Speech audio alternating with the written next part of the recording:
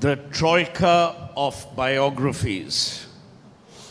These three people have written more books than many people in the Congress Party and the BJP have read in their entire lives. Sanjay Baru accidentally wrote a brilliant book on a prime minister who was accidental, but to my mind, who will be remembered in history as a decent, great prime minister. Rasheed has written books on everyone. His two future books are on Myra Vadra Gandhi and Ryan Vadra Gandhi, since he's covered every other member of the family in any case. Neerja has written an outstanding book, truly outstanding. If you're going on an Indigo flight or one of these low-cost carriers, I suggest you don't take it because it weighs a heck of a lot, but it's an outstanding book telling you how prime ministers decide. So we've been given 30 minutes, which, by the way, is nothing, but we'll have to make do because that's what it is. So I'll start with Neerja, then I'll go to Rasheed, and then I'll go to Dr. Baru, because your book is the most recent of them all. I know because I've read the book, but you tell these fine young men and women, A, why the book, and B, why did you leave out Narendra Damodar Das Modi? Why the book? I've done political coverage for decades, and during this period, I felt the real picture did not come across. How decisions are actually made, the ordinary janta didn't know.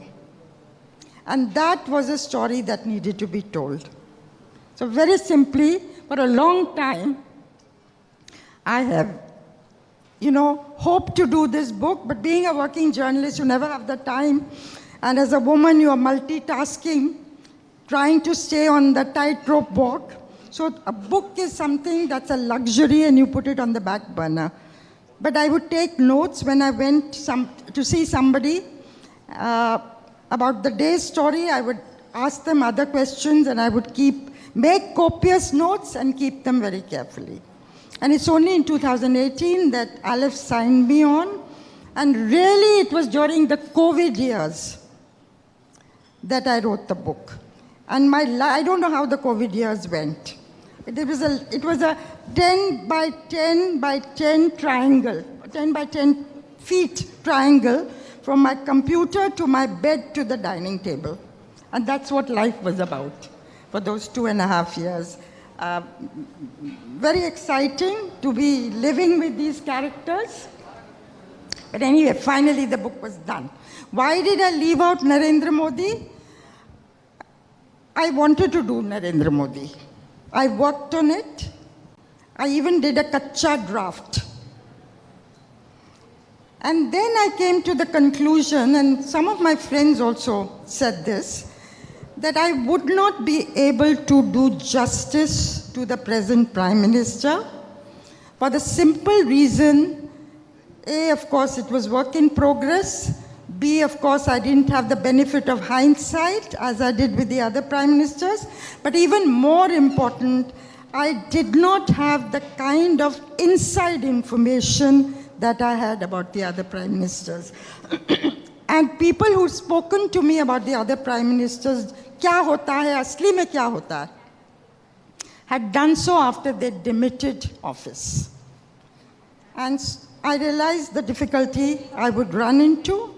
And considering that he looms so large in the public consciousness, and I feel has brought about a paradigm shift in Indian politics, I felt this was a project to be left for the future. But I have to say, Neerja, and this is not plain flattery, I loved the anecdotal panache with which you wrote. I love the fact, and you bring it to life, whether it's Indira Gandhi calling on people late at night saying, okay, I do have a shoe-in for the Prime Minister. So it's replete with a lot of anecdotal stuff. And I think, and which I want both these gentlemen to talk about, the difference between Modi and the other Prime Ministers were the other Prime Ministers spoke to individuals. This man only addresses the nation. So there's no one who has an inroad to the man. Ki bhai, oh, I just met the Prime Minister at night and, had Khanvi with him. There's no scene. Because he's either having Khanvi alone or, he's congratulating someone somewhere around the world. Why did you write so many books on this grand old party, the Congress, from 24 Akbar Road to, you even wrote on the Scindias, but at that time you didn't know that he was actually making a quiet move from the Congress to the BJP. Washing powder comes very expensive nowadays. So tell me, why did you write so many books? I mean, you could have been a Rajya Sabha member, you could have, thrown things at the chair. I mean, why write books? Thank you, Mr. Suhel Seth. First of all, before I respond to your question, I want to thank Neerja ji for writing that lovely book, not only because it's a fabulous book and it documents everything in contemporary history and politics, because she has, made people post-2014 WhatsApp university students that, they were prime ministers, India was a democracy, and decisions were taken. So on that count, you deserve a big compliment. I think on a serious note, journalists are, they see and hear and write a lot of things. So we must be writing and documenting this contemporary politics and history, and that's very important. And that's why I wrote 24 Akbar Road, biography of Sonia Gandhi, House of Scindias, a book in Hindi called Bharat Ke Pradhan Mantri, because our present generation and future generation should be aware that there were, 14 prime ministers we have had. They were all well-meaning people. They had commitment to the nation. Some got little time and some got more, but their sincerity and commitment to the nation should never be questioned. That's it.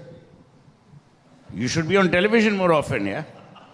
But Dr. Baru, when you wrote that book, there was a lot of criticism that you had kind of betrayed confidences, which you hadn't, because I've read the book. But tell me, I had famously once said of Sonia Gandhi and Manmohan Singh that one woman is in power but not in office, one man is in office but not in power. How did it feel to work with someone like him? I have the highest regard, as you know. He's an outstandingly decent human being. But how did you manage the Pulak Chatterjees of the world, the pulls and pressures of whatever committee they had set up, National Advisory Committee and all of that? Because you were balancing a tightrope, which you're not quite good at normally, because you're a straightforward person. So what are the crooked things you had to adopt in order to survive in that job? I'll leave that for my next book. Let me first join Rasheed in complimenting Neerja for an excellent book. And I think it's important that more and more people should write such books. And I share Rasheed's angst that I hope we continue to live in a country in which people can write books freely. I came here to speak about my latest book. I'm tired of speaking about a book I wrote 10 years back. But in these 10 years, I've written 4 books. And this, on India's power elite, is a book which I want to talk about precisely for this reason, that we live in a darbar. What I've tried to do in this book is to put a light on the Delhi Darbar. Your question is about how did this Delhi Darbar function in the past? And I've written about it. You can read my book. But I think the more important question today, as you read other books, is how is the Delhi Darbar changing? And I think the fascinating thing, reading through Neerja's book over the last 50 years, is Darbaris may come in and Darbaris may go out, but the Darbar remains. And this Darbar is still here. Modi has a Darbar? Absolutely. The Khan Market gang members have changed. But you just walk across from here to Khan Market, you will see more saffron than green and... Or I think Sarojini Nagar, to be more appropriate. Why insult Khan Market? Sarojini Nagar is not part of your Darbar. Khan Market gang is what was called the Darbar. Na? Lutyansky Delhi. Lutyansky Delhi colors have changed. But the same Gadi with the flag will go in front of you and the policeman will say, Bazu Hato. I had this experience. Getting into an airport. I was about to enter the screen security screen, and a policeman pushed me, physically pushed me. I was wondering what I did wrong. Then I found Kiran Rijiju walking through. I said, "Ye naya darbari aa gaya." He, of course, didn't turn back, but his security lady was there, some police officer. She turned, winked at me, and walked with him. I said, "Ye kya ho gaya?" The old darbaris did the same thing. Many people may forget, Anand Sharma was on the front page of Indian Express for refusing to walk through this metal detector at the Delhi airport. Indian Express had the courage to publish that. And Anand Sharma expressed regret. That was the old culture. Today we still have people who don't go through a metal detector. But who will write about it? You know, I totally agree. In fact, I have always said that a lot of the people in the BJP are closet Congress wala wannabes. They would like to be like the Congress, but वो औकात और training की बात होती है, वो अभी है नहीं, आ जाएगी, वो भी आ जाएगी. पैसे भी आएंगे, सब आएगा. But let's focus on the book. So you talk about the power elite.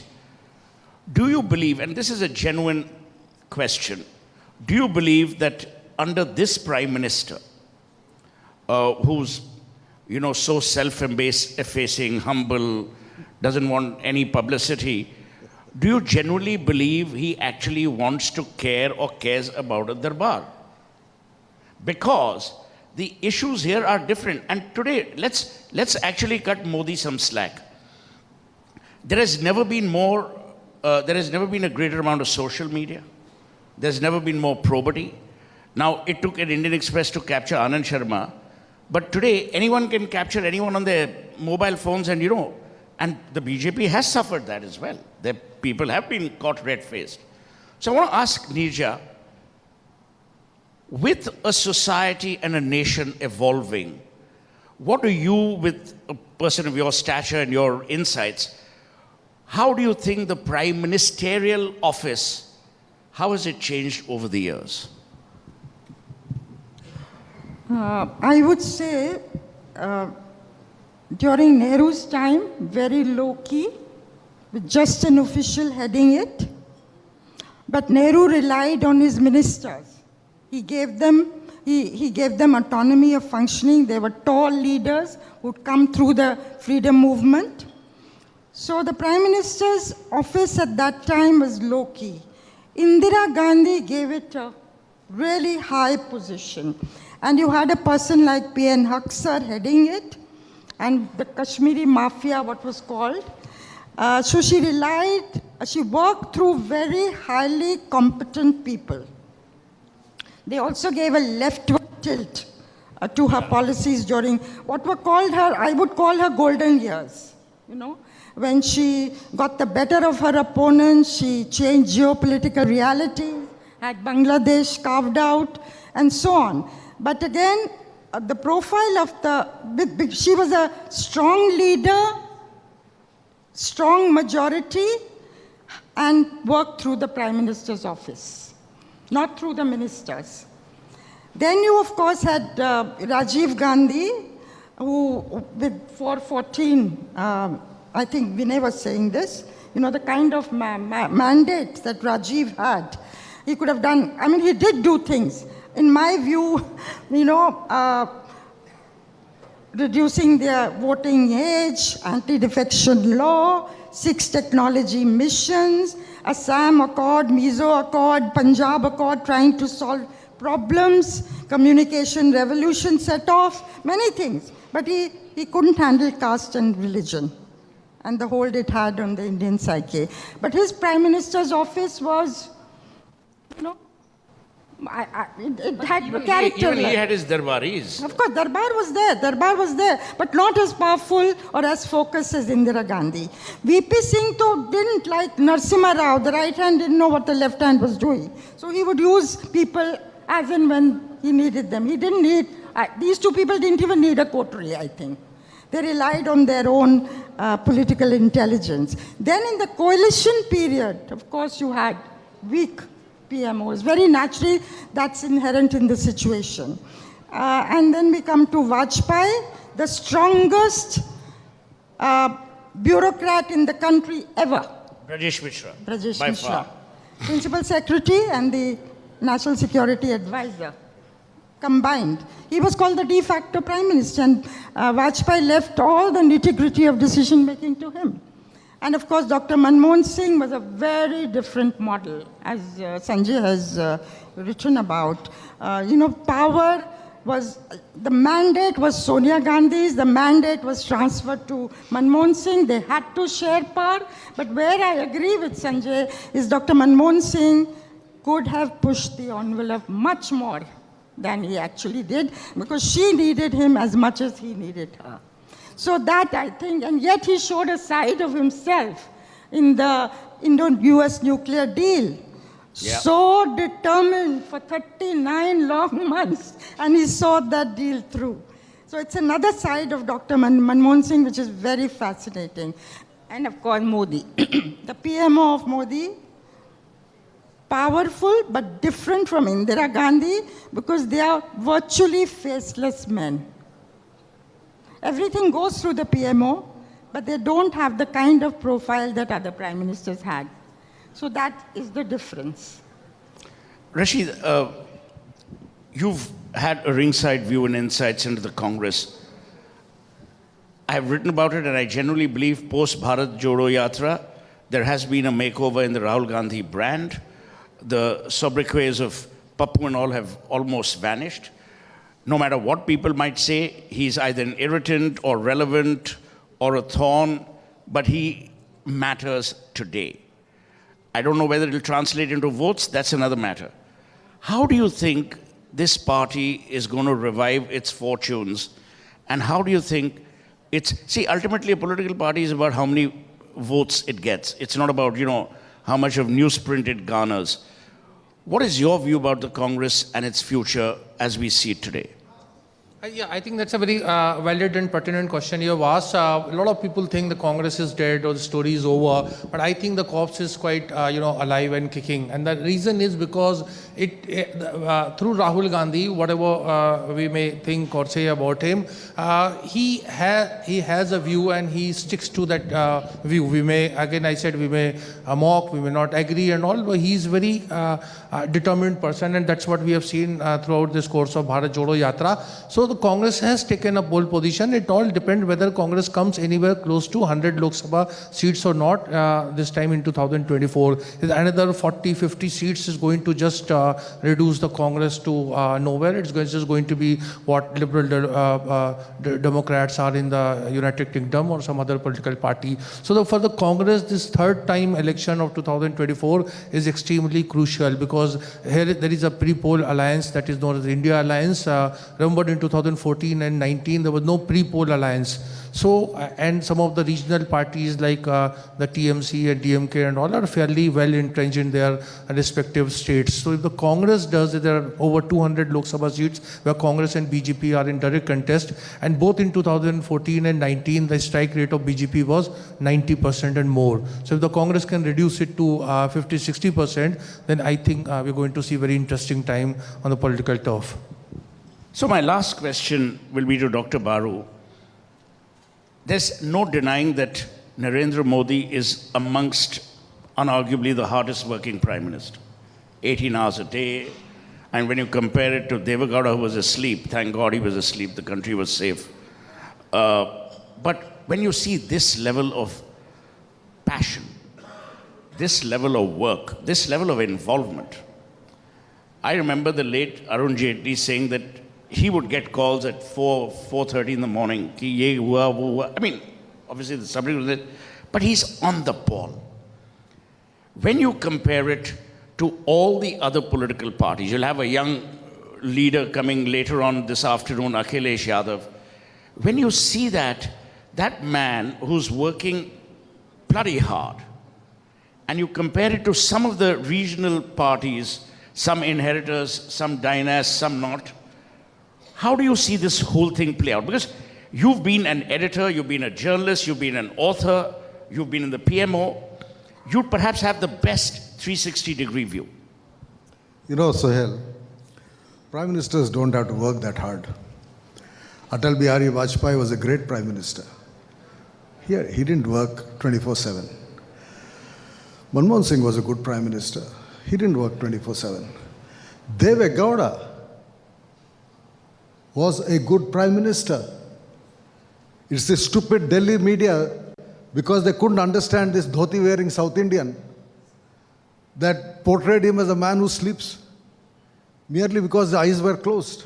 You talk to the IAS officers who worked with him, T.R. Satish Chandran, Principal Secretary to Prime Minister of Devagowda. You talk to the Finance Ministry guys. Devagowda's reputation as Prime Minister was good. The economy did reasonably well. In fact, the best years for the Indian economy were from 1991 to 2011. I mean, I can reel out the data off my head. You take the last 75 years, I've written another book called India, 75 Years for the Economy. This is a commercial break. The book is available in the bookstall there. I mean, look at this. Yeah. And then we talk about long speeches over moon missions. So I mean, if you look at this. the data, Suhel, 91 to 2011 are the best years for India. Poverty coming down, employment going up, food production going up, industrial development going up. Coalitions are not bad. Coalitions worked. Devagowda was a coalition prime minister. Gujarat was a coalition prime minister. Narasimha Rao was a minority Gujarat as a prime prime minister. minister? Vajpayee was a coalition prime minister. Manmohan Singh was a coalition prime minister. This business that prime minister works all the time, what does it mean? It means others don't work. Does any cabinet minister have the courage to come out and say, I did this? You know, I was here in this room once when Newsex had Rajiv Chandrasekhar. And he was going on and on about everything he does is because Narendra Modi has inspired him to do it or told him. Why is he a minister? Why do you need Congress even says that about Rahul Gandhi. Sorry, that may be true, but today, why do you need ministers if all the ideas are coming from above? You just need joint secretaries to implement. So, you know, the idea of cabinet form of government is that you have ministers who take initiatives, they develop policies, there is a cabinet that discusses them. So this whole business of this one man working all the time is utter nonsense. And Jyoti Babu, he used to sleep. He was a successful chief Yeah, minister. I followed in his footsteps. I tell you, if you sleep every afternoon, 30% reduction in possible cardiac arrest. I would urge you to sleep every afternoon. Yeah, it's a good thing. I'm being serious. We're giving healthy advice here. Yeah, I mean, these are people who work 19 hours a day. Yeah. Suhel, I just want to make a further point to what Sanjaya said. You know, while I travel around the country, particularly while I was doing the book, I used to ask younger people, have you heard of Nehru? Yes. Indira Gandhi? Yes. Rajiv Gandhi? Yes. VP Singh? No, not in one meeting of mine did anybody say they had heard of VP Singh. And so in one of the meetings, many of those present were OBCs. And some of them, 3 of them, were beneficiaries of the policy of reservation. They had not heard of VP Singh. Narasimha Rao, most of them hadn't. Devagowda, no. Indra Kumar. Moraji Desai, you all forgot Moraji. I mean, I can't believe it. And his favorite drink? Then, Now see, don't get personal here. Gujarat, no. Vajpayee, yes, yes, yes. Manmohan Singh is too recent, so they knew about. And Modi, of course, yes. And this made me think, is it because certain prime ministers have been cultified and others have not been cultified by their parties? Or even take in the case of VP Singh. Great point. Very, very good point. You know, those who benefited from his policy of mandal and reservation and affirmative action did not own him. I mean, he spawned, his decision spawned a whole generation of OBC leadership. Mulayam Singh, Lalu Yadav, Nitish Kumar, Ashok Gehlot, Shivraj Chauhan, Uma Bharti, etc., etc. They ruled Indian states for 25 years. And they did not own him. So, who is built up and who's not? What that legacy to pass on, I think we need to think about that. Tell me, when Dr. Manmohan Singh was Prime Minister, obviously, him being a technocrat, there was a lot of gravitas. He was also a former bureaucrat. He was a governor of the RBI. He brought a lot of gravitas to that office. And would I be wrong in saying that other than Nehru, there was no prime minister who brought that level of intellectual heft or gravitas? See, Nehru brought it because of his literary leanings, blah, blah, blah. Where do our prime ministers stack up in that area of intellectual heft? You don't need intellectual level. Oh, that way you don't need anything. We don't No, need I'm a prime sorry. minister. I'm sorry. Why are we building the Ram temple? The I'm country is sorry, Ram Bharose. Suhel, listen to my answer. What a prime minister needs is to understand this complex country. This country is an extremely complex country. And you need a prime minister there who morning, noon and night understands what is happening in this very complex society. From that point of view, most of our prime ministers had that. And as Neerja correctly said, I think one thing that Rajiv Gandhi lacked was a feel of caste and religion. And he was too urban, like you and me, city boy. But most of the others had their feet on the ground. That's why I said Devagowda, feet on the ground. Narasimha Rao, feet on the ground. And when you have your feet on the ground, a politician has a feel for governance. He knows whom to reach out to. You know, the best politician is the one who knows who has the right information on a particular subject. The Prime Minister is not secretary to government. The Prime Minister is a politician. But he should have people with him who are specialists in science, in space, in technology, in economics, in law and order, or whatever. They are the ones who actually help him. But he needs to have a feel for popular sentiment. I mean, Manipur is burning, and you have a prime minister who doesn't even go there. That is how I would judge Modi, not because he works 24/7 a day. And just, One minute, Mr. we've Seth, been just told to one- extend. So I'm getting worried. Yeah, 5 minutes. And just, Mr. Suhel Seth, I just want to make one more point what Dr. Badu is making about Dr. Manmohan Singh. I think we tend to gloss over, ignore the fact that Dr. Manmohan Singh did win, under his prime ministership, the Congress won another mandate of 2009. I mean, if he was a remote control, he was being run by a remote control, and he was so timid, and so why people of India gave a renewed mandate, and at that election was the one where Congress got won in many urban seats. They got 22 Lok Sabha seats from Uttar Pradesh. They didn't have organization there. So there was a lot of hard work that Dr. Manmohan Singh had put in place, maybe not as a kind of cult figure as Mr. Modi has become or Mr. Rajiv Gandhi was, but Manmohan Singh's contribution is, I think, understated, and some biography should be there to highlight that point. So I just want to, and this will be the last question, Neerja. From what Dr. Baru and Rasheed have said, do you believe that of late, and obviously as a process of evolution, Rahul Gandhi now has the smarts, he's beginning to understand or feel the political soil, as it were? There are visible changes. What do you make of the Congress? Because, in your profiling of various prime ministers, where do you think he stacks up?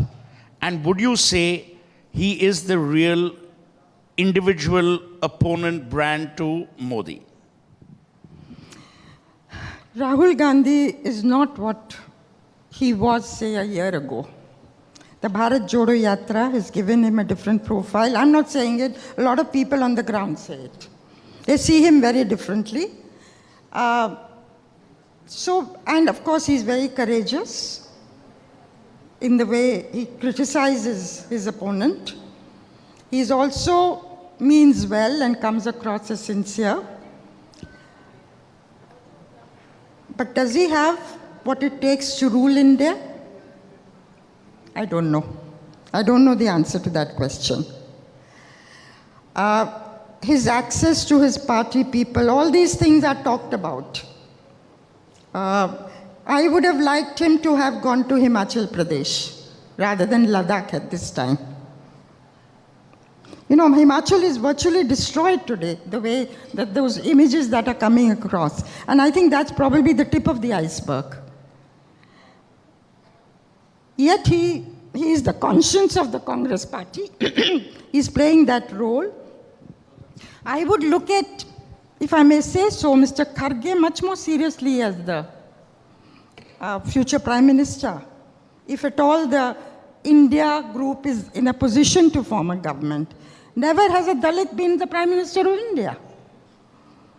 South, he has many things going for him, but that's a different discussion. On Rahul Gandhi, is the Congress party reviving? Yes, the Congress party is moving positively in the right direction. They're getting their act together.